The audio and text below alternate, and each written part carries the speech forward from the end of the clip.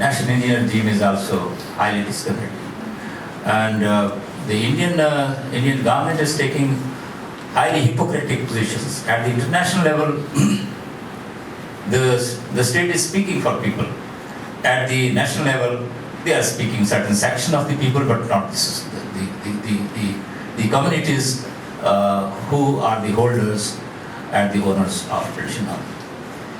So now,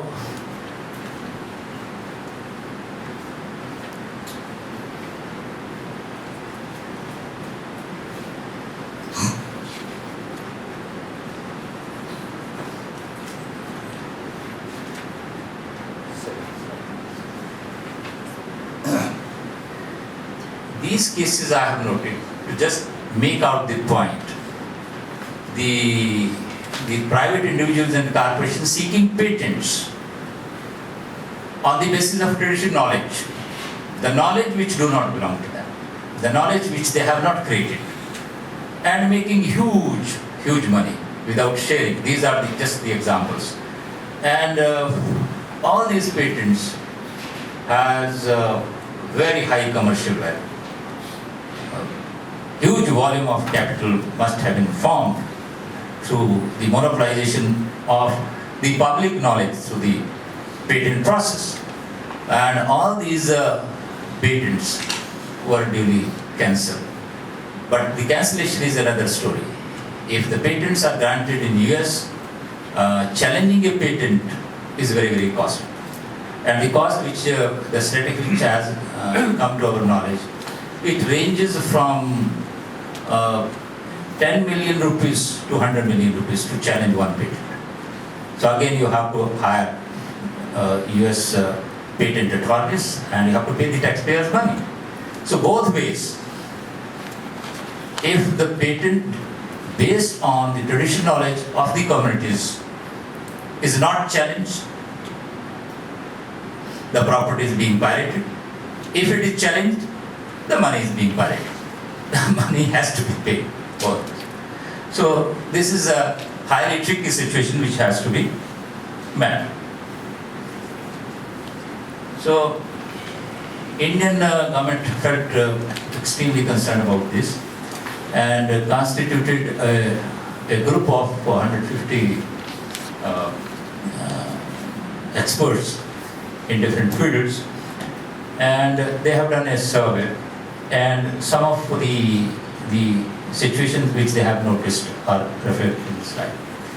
This data belongs to 2000. The team found that around 5,000 patents which are, I can't escape now US to mention, sir, I'm very sorry. I have to name US now. I am infringing the instruction of my vice chancellor because I don't have a choice. Otherwise, I cannot speak the truth. I have to speak the truth. In academics, I have no choice but to speak the truth. 5,000 patents granted. Around 2,000 patents belongs to Indian material. It doesn't include Chinese material. You can imagine. The rest of the 3,000 patents may be belonging to substantial number to Chinese material. And then we thought, as a policy matter, Indian government thought, let us create a library so that we can offer defense, because you need to offer evidence to challenge a patent. So how to create evidence? We said, let us collect the data and create a library. And the Indian experts for the last 10 years, they were working on this. About 150 experts from different branches, maybe more than 200 crores we spent on that. They have created a digital library which extends to now around 30 million pages. Huge data. And let me tell you, this data pertains to the substantially the already recorded data or the survey data, physical service data.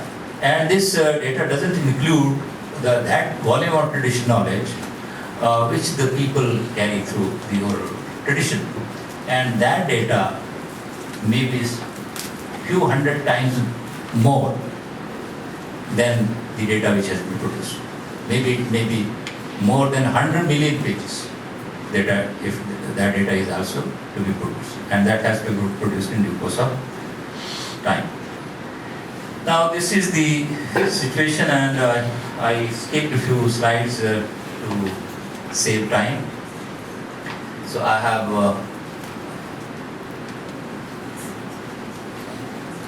so now what needs to be done? The existing regime, as I told you, international trips and national, almost in all countries which, almost in all, not all, which subscribe to capitalist mode of production, do not protect the traditional knowledge and biodiversity. And it is allowed to be plundered by private individuals and the corporations, making huge capital formation by using the same, by seeking patents. Now what is to be done? We need to create legislation, and it's the state's function. As Dr. Radha said, the state has to do for its protection what the state can do. State can make laws. State needs to make laws to protect these huge volume of property. How to do that? Not by stopping anybody taking patents based on the traditional knowledge, allowing people to take patents, but at the same time granting patents by sharing the benefits with the communities to whose knowledge they are using in the patents.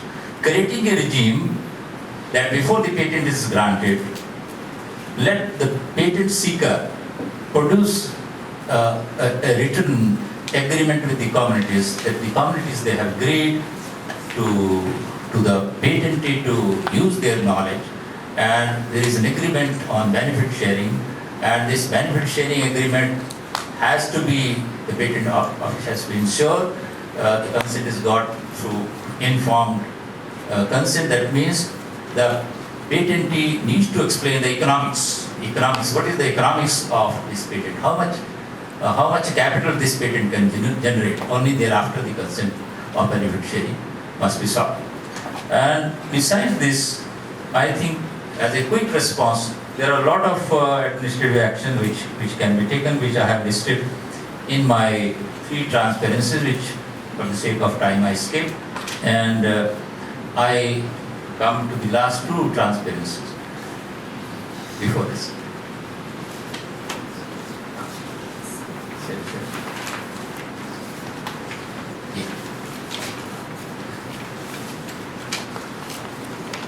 I want to register 2 strong reasons why it needs to be done. There is a moral reason for that, and there is an economic reason for that. If you use communities' knowledge to make money, it is immoral to make money without sharing with the communities. You need to recognize the community, and you have to reward the community. Besides that, because you are drawing the material from the community, it is in your interest. If you reward the community, community shall be preserving that material, cultivating that, and you can time and again access that material and create new papers. It has economic reasons, because it is in the interest of the whole world, for economic reasons. It is in the interest of the communities as well, and it is in the interest of the prospectants as well. So these are 2 very strong reasons. I don't think there could be any third reason for any legislation, for any legal regime to be justified.